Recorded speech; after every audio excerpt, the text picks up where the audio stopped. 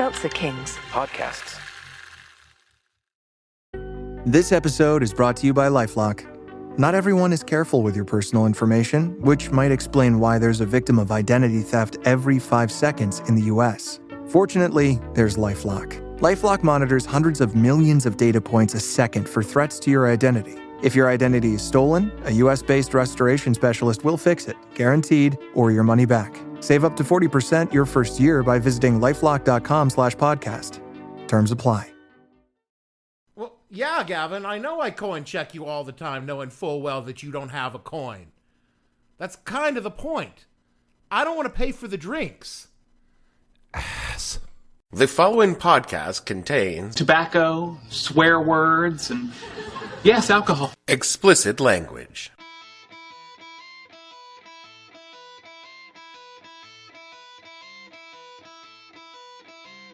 Hello and welcome to the podcast that asks a simple question. When you call coin check on a group of 9-year-olds in your scout troop, what the hell were you thinking? I'm your host, Dave Bledsoe, and this is episode number 314, Check a Coin with Your Witcher, where we talk about the strange and growing phenomena of challenge coins. Stay tuned.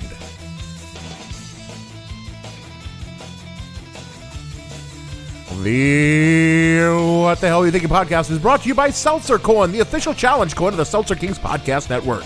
Are you worried that your hard work will never be recognized? Concerned about being coinless when someone calls a coin check at the bar? Are you willing to buy a meaningless trinket for $19.95 plus tax, shipping, and handling? Then you need a Seltzer Coin. It seems like every Yahoo and Brocephus these days has a challenge coin in their pocket, and every doofus who thinks there's somebody is handing them out. Seltzer King's no different, except that you pay for your coin. Never feel left out again just because some doofus got a hunk of metal for meeting the regional VP of marketing from FartMart during a sales conference. Keep a Seltzer Coin in your pocket. Seltzer Coin. The whole idea of one is not to be the one who pays for this round of drinks. Finally, tonight, we are prepared to let civilians in on a military tradition and closely held secret. It's a kind of currency, not unlike what you see advertised on TV, but it's different. It's a coin with its own value and a deep meaning to those who trade them, carry them, or collect them. We get the story tonight from NBC's Roger O'Neill. The legend goes back to World War I. A downed pilot uses a medallion with his unit's insignia to show French villagers he's American. The tokens catch on, and soon soldiers are challenging each other. Show your coin, or buy drinks.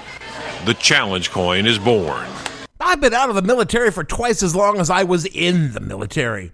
And all I really have to show for my time in the service is bad knees, a bad back, and a sneering disrespect for authority figures. Thank you for your service. All of my military memorabilia is in a box somewhere. The plaques and the crap they hand out to make you feel as though you did something important when mostly you just drank a lot and fucked around with your buddies. Don't get me wrong, I did some important things and I think fondishly of my time in the Air Force. It's just that it doesn't have an impact on my life some 30-odd years later after the day I enlisted.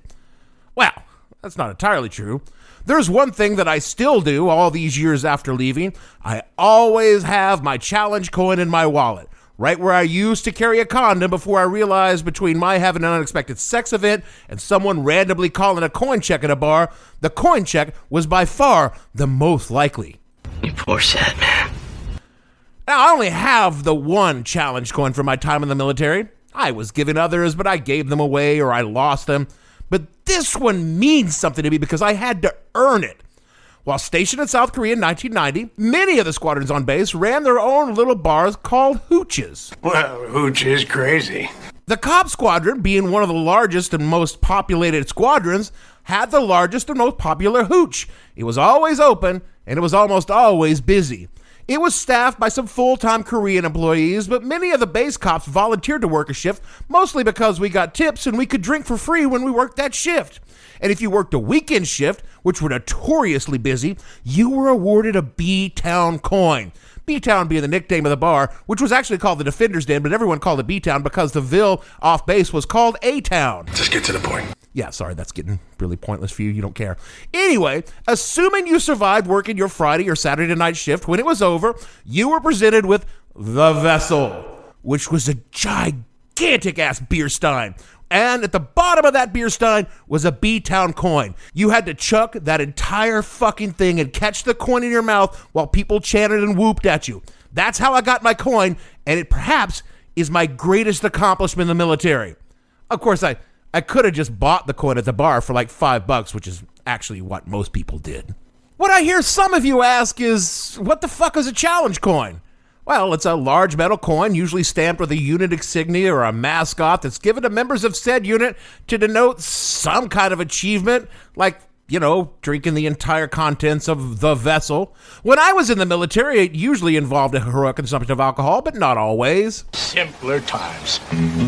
Why, I hear others of you ask, are they called challenge coin? Well, that too's pretty simple. The possessor of said coin may initiate what is called a coin check when drinking with friends or enemies or random officers at a Korean brothel by producing said coin, smacking it down on the bar, and shouting, "Coin check!" Let's have Roman Mars and 99% Invisible explain in detail. Jordan Haynes, a veteran of the Air Force, plays like this. If I was at a bar, I would have the coin in my pocket, and if I felt, emboldened, I would pull a coin out of my pocket and I would throw it down on the bar, or I might tap it. And maybe holler out, "Coin check!" And all his buddies and crew members would take out their coins. We expect them to reply with their coin doing the same thing. So now you've got all this craziness going on because people are slamming their coins down and yelling out, "Coin check." Coin check! And they go down the line, and each person pulls out their coin. Hopefully what happens is somebody doesn't have their coin. And if they don't have their coin, then boom. The person without their coin buys everyone a drink. But the person who does the coin check is liable for a round of drinks if everybody does have their coin. So starting the coin check is also a gamble. And not all of the branches of the military are into the drinking game. I will say that I have not seen Marines initiate that kind of game. They would certainly participate if somebody from another service did that. But those who play the game are in it to win it. During my time in the military, it was pretty much an overseas tradition. That's mostly because the service members usually drank in the same locations and usually drank on base, and the coins were far more freely distributed overseas. I remember calling a coin check at a stateside enlisted club once and having a sea of blank faces stare back at me, except for one asshole senior NCO who grinningly slapped his coin on the bar and then had my ass buy him the most fucking expensive drink in the house. Never drink with senior NCOs, kids. If you ever get a piece of advice and when you join the military, that's the one you should have. By the time I left the military in '97, coins were growing rapidly at stateside bases, and they were just as rapidly losing their debauched status as instruments of excessive alcohol consumption. Sergeant Buzzkill once again. The very last coin I received was from my squadron commander, who hated my fucking guts, and man, the feeling was mutual. He sneeringly did the handshake and slapped a cheap-ass squadron coin in my hand on my last day instead of the usual medal presentation that's more or less just given to you for surviving your last tour of enlistment. You know what? I made sure I used that shitty coin to scratch the paint on his car late one night, several months later. By the early 2000s, challenge coins were ubiquitous in the military. Every squadron had one, every flag officer, and not a few of the lower-ranking officers had their own personal challenge coins, which is mainly there to show, "Oh my God, you're an egotistical asshole." Wow, Colonel Schmuckatelli, the Deputy Ops Group Commander for Bumblefuck Air Force Base, Montana. A coin from you? Oh, I don't deserve that. Then this grew from military officers to bureaucrats associated with the military. So now every junior undersecretary of defense for shitter placement policy was dropping oversized dimes in your sweaty hands when they did their 10-minute walk off the plane at the most secure airbase in whatever country we were fighting our forever war in that week. I will treasure it forever. It was our boy Bill Clinton that had the first presidential challenge coin struck in 1993. On the one side was, of course, the seal of the President of the United States. On the other side was those silhouettes of nude women you can get like on the mud flaps of your big rigs. So are you making that up? Probably, but with Bill, you can never really be sure, can you? Bill loved fucking challenge coins. He had a display of all the coins he was given in the Oval Office, which was nice, but unless he chugged the vessel after a shift at B-Town, Still not impressed. Since then, every president has had their own challenge coin. Most of them were pretty much along the lines of the Clinton model, except, for Trump, who had to trump it up with edges and banners that make it impossible to carry in your fucking wallet. Then he had his fucking racist little MAGA phrase slapped on it instead of something about the Constitution. Honestly, he should have had "grab it by the pussy" carved in Latin on there. And these days, every fucking politician from the president down to school board member has a fucking challenge coin, and it gets worse every goddamn day. But where did this curious phenomenon of handing out fake coins begin? Let us together, you and I, discover. There are as many legends about how these stupid things got started as there are assholes pressing them into your hand at a corporate cookout. Well, we highly value your input. Back in the days of the Roman legions, a commander might press a gold coin into the hand of a soldier who performed some brave feat, or more likely, smuggle a camp follower into or out of his tent.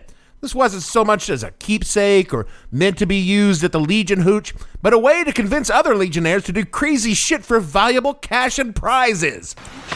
Thank you for your service. According to Wikipedia, quote, prior to actual challenge coins being minted, soldiers who acted bravely in battle would be rewarded by comrades or superiors by buying that individual a drink. Duh. They would give a soldier a coin to buy the drink, but more commonly, they would make a spectacle out of slapping it down loudly on the bar or presenting the coin in an informal group setting. Receiving a coin from an officer was generally considered to be more valuable coin and rarely presented, unquote. Jolly good job, Smedley. Terrible tragedy about your head being blown off like that. Tell you what, take this half-farthing, pop around the pub, and have a pint on behalf of the good old lieutenant. Thank you, sir, but I'd really like to go to the hospital and have my head put back on. In all my years, I only once received a coin from an officer that meant anything to me. And that was, in fact, an actual silver U.S. dollar from Lieutenant Colonel Rocky Lane in Korea. And he told me one night in B-Town that I'd done a fucking awesome job, Bledsoe, singing Dobie Gray's Drift Away at the Hooch's karaoke night. And I promptly spent that dollar on a fucking beer because that's why Rocky gave me the goddamn money. He gave out real coins for real beers because he knew how to lead warriors. Remember, false motivation is better than no motivation. Fucking A. More from Wikipedia, quote, challenge coins were also known as portrait medals during the Renaissance and were often used to commemorate specific events involving royalty, nobility, or other types of well-to-do individuals. The medals would be given as gifts or awards, and people also exchanged them with friends and associates, unquote. Considering the martial abilities of most nobles, one could only assume that 800 or 900 peasant soldiers had to die for one of these babies to be issued. Oh, Lord Reginald, this portrait medal of your victory at Chartreuse is amazing. Are those tiny piles of dead peasants in the foreground? How saucy. The most commonly told modern story of the challenge coins comes from World War I. Got this from an article in Mental Floss, quote, although no one is certain how challenge coins came to be, one story dates back to World War I, when a wealthy officer had bronze medallions struck with the flying squadron's insignia to give to his men. Shortly after, one of the young men, flying aces, was shot down over Germany and captured. The Germans took everything on his person except the small leather pouch he wore around his neck that happened to contain his medallion. The pilot escaped, made his way to France, but the French believed he was a spy and sentenced him to execution. In an effort to prove his identity, the pilot presented the medallion, a French soldier happened to recognize the insignia, and the execution was delayed. The French confirmed his identity and sent him back to his unit, unquote. Though, to be honest, most historians now think that this story... probably bullshit. The earliest verifiable origins of the challenge coin, and this is again from Mental Floss, quote, one of the earliest challenge coins was minted by Colonel Buffalo Bill Quinn, 17th Infantry Regiment, who had them made for his men during the Korean War. The coin features a buffalo on one side as a nod to its creator and the regiment's insignia on the other. A hole was drilled in the top so men could wear it around their necks instead of in a leather pouch, unquote. I guess the stories of these coins' origins now are pretty straightforward. The military loves to fucking hand out shit like that. And they've been doing it since Ook and Mook clubbed down a warrior from the Chewed clan and snatched off his dried lion dick totem as a souvenir, only to have their chief demand it as a victory prize for the fight when his ass stood a mile away and observed. officers and gentlemen. But the challenge part of the challenge coin is murkier still. The legend again, according to Mental Floss, begins, quote, stories say that the challenge began in Germany after World War II. Americans there took up the local tradition of conducting Pfennig checks. The Pfennig was the lowest denomination of coin in Germany, and if you didn't have one when a check was called, you were stuck buying the beers. This evolved from a Pfennig to a unit's medallion, and the members would challenge each other by slamming a medallion down on the bar. If any member present didn't have his medallion, he had to buy a drink for the challenger and for anyone else who had their coin. If all the other members had their medallions, the challengers had to buy everyone drinks. Of course, again, keep in mind that we can only confirm unit medallions in the 1950s, so there's no way to know when this allegedly started in Germany, though the stories make it sound like the 1940s. But you know what? Let's not let that get in the way of a good story, because this story sounds utterly believable and it has the right feel to it. I mean, garrison troops all suffer from tremendous boredom, and finding stupid ways to pass the time, particularly stupid ways to pass the time while drinking, is part and parcel of the experience. We will never know if this is how the coin check began, but you know what? Fuck it. It's as good a story as any to go with. It was Vietnam when challenge coins as we know them today really became a thing, and it was in the special forces where it is widely accepted they started. Special forces at Vietnam, not unlike today, were a different breed than a line grunt, a kid who was drafted out of high school and sent to fucking Vietnam all the time asking, why am I here? The special forces knew while they were there, and they knew it was a simple reason. I want to kill. I want to kill. I want to see blood and gore and guts and veins in my teeth. Eat dead, burnt bodies. I mean, kill. The Green Berets of Vietnam saw and did shit that would make a modern spec op operator's hair turn white. They lived in the bush and fought nut to butt, personal and dirty with the Nord Vietnamese and the Viet Cong. A tradition began among those who survived a particularly brutal battle called the Bullet Club, where they carried an unspent bullet as a souvenir of a mission, and they called it the last resort bullet, ostensibly meaning it was used to kill yourself to avoid capture. Dudes being dudes, that handgun bullet got bigger and nastier over time, so that some of them, and I swear I am not making this up, would tote around live fucking artillery rounds at base, calling them their last resort bullet. And when a bullet check would call, they would slam a fucking artillery round on the goddamn bar. Dude, these people are insane. Yeah, have you met a fucking special forces operator? Going back to Mental Floss quote, worried that a deadly accident might occur, you think, Command banned the ordnance and replaced them with a limited edition Special Forces coin instead. Soon, nearly every unit had their own coin, and they started creating their own coins to memorialize particularly hard-fought engagements and gave them out to the survivors.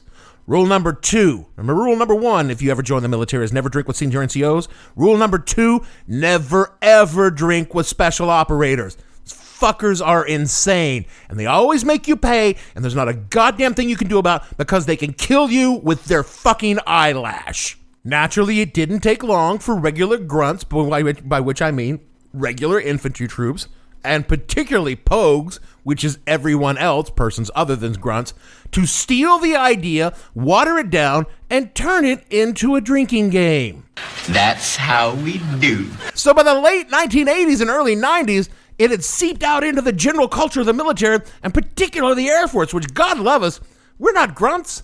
We're not even really pogues. We're kind of our own fucking thing, usually involving, a sauna and an air conditioner and cold beer. But goddamn, we love them fucking coins. Now, the Air Force's own special forces, our pararescue and combat controllers, who are legit spec operators in their own fucking right and could kill you with any number of fucking, hairs or toenails or anything like that. They had their own coins, and the cops quickly started to create ours, largely in forward bases like Kunsan, South Korea, which we told ourselves we were on the tip of the spear, but honestly, we were way, way, way, way down the shaft. That's exactly where we wanted to be. And I guess these days, the Air Force just gives a coin to new fucking airmen when they graduate basic goddamn training. Your government thanks you for your participation. By 2021, now these once niche, very military items exploded into the zeitgeist, and it seems now everyone who thinks they are someone has a coin, whether or not they are actually coin-worthy or not. So you think you're sponge-worthy? Yes, I think I'm sponge-worthy. The president, the secretary of defense, the chairman of the Joint Chiefs of Staff, the other chiefs of staff, fine. I get that. Even if you disagree with them on how they're fucking up the country, you're probably going to hang on to that coin, because below that, you really got to earn your coin status. There's nothing special about being in charge of a unit, so don't be coming at me with your 51st refueling wing coin there, Colonel Whoopty-Fuck. I don't even fucking want it. And if you're a politician, keep that shit to yourself. Look, I love Bernie Sanders, but I don't want a Bernie coin. Unless it features Bernie in those mittens, that would be kind of awesome. And I checked, there is no official Bernie Sanders coin. A 2011 Washington Post article summed up the craze for coins amongst the Washington, D.C. power set, saying, quote, "But in recent years, many outside the military have adopted the tradition, turning a sacrosanct ritual, some say, into a form of military chic that is now a part of the Washington power game. The coin craze extends to almost every nook of the federal government. The secretaries of education, transportation, and agriculture have coins. So does the EPA administrator, and even Department of Agriculture's Office of Information Technology. The coins have gone global. The Australian ambassador has one, and corporate. Boeing has a coin. So does Starbucks. Clayton Hinchman, a former armor captain who works at the Military Officers Association of America in Alexandria, says, as for those more obscure bureaucrats, well, I don't know if it's people wanting to feel good about themselves, he said. I think it goes overboard when people view them as a collector's item. It's not. You're supposed to get them for sacrifice or meritorious service, unquote. God damn right, Captain. You get them for doing things like chugging the vessel after a long shift behind the bar at B-Town. And also, hey, guess who's paying for those coins from General Half-Track, the commander of Camp Swampy? Ha, Beetle Bailey. Why, you are, pod friends. Surely you didn't think those officers paid for those coins themselves? What is this, World War I? No, that shit is taxpayer funded. These are the 2011 numbers from the Post article. Couldn't find anything more recent. Quote, the office of the chairman of the Joint Chiefs of Staff spent $187,500 on 37,500 coins last year, according to a spokesman. The Army doesn't appropriate funds specifically for coins, making it difficult to come up with total cost. But the headquarters of its Training and Doctrine Command, which has 44,000 soldiers and civilians assigned to it, spent $27,000 on coins last fiscal year. The Transportation Department spent $3,320 on coins last year, and the Education Department spent $1,385, unquote. If you don't for 1 second think that the Trump administration spent anything less than $1 million on shitty coins minted by Trump Coins Incorporated, managed by Don Jr., you're fucking fooling yourself. But what can I say? I know I sound like a cranky old veteran complaining about how good things were in the old days. And now everyone can have a challenge coin, including you, pod friends. Why, today anyone and everyone can collect and dispense challenge coins for just any old reason.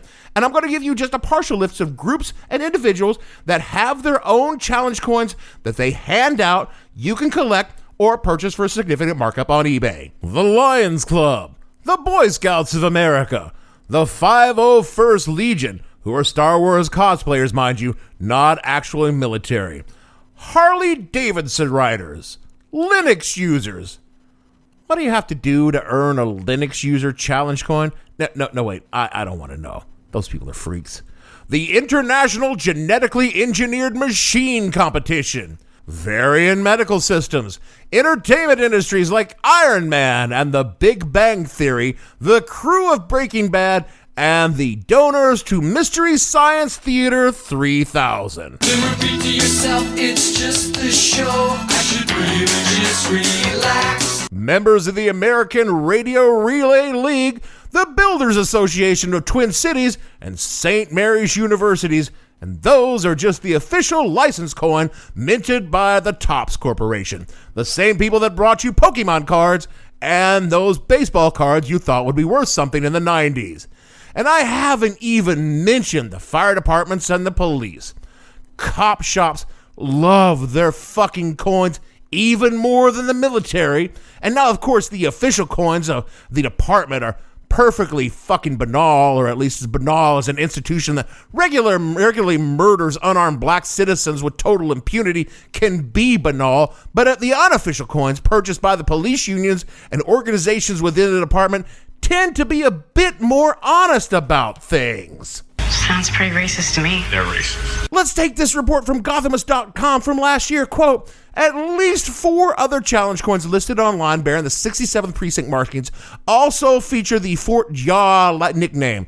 2 of those coins also feature racist imagery, like the depiction of a black man with dreadlocks being hunted by white police officers, along with a quote from Ernest Hemingway celebrating the hunting of man. One of the examples features an image of an eagle holding a skull with dreadlocks, unquote.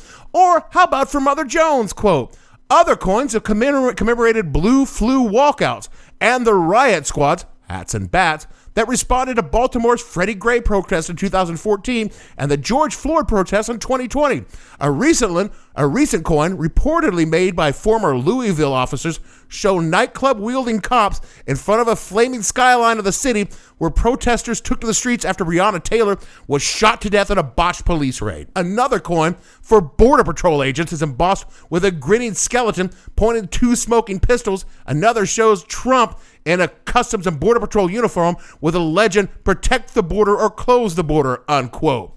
Stories from Kansas City, Phoenix, Long Beach, Connecticut, Louisville dot the news, and if you are curious at all and don't mind risking a sudden and intense vomit, search eBay or a coin collector site on the web, and you'll find coins depicting the darkest shit we all suspect cops think and do, confirmed right there, cast in zinc coins handed out from cop to cop, cop to district attorney, cop to cop groupie, and then sold for a few bucks online.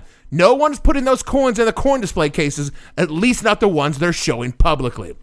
And look, I'm not making the argument that challenge coins are inherently racist. I'm making the argument that they're now pretty much fucking meaningless. If your Walmart district manager is handing out fucking challenge coins for did a great job during that inventory, Charles, how fucking special can they be?